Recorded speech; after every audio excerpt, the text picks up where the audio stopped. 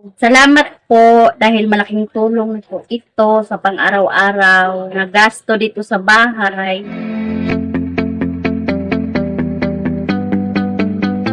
Hapon po, Kuya Sam. Ito na po yung napanalunan ko sa iyo, halagang 1K.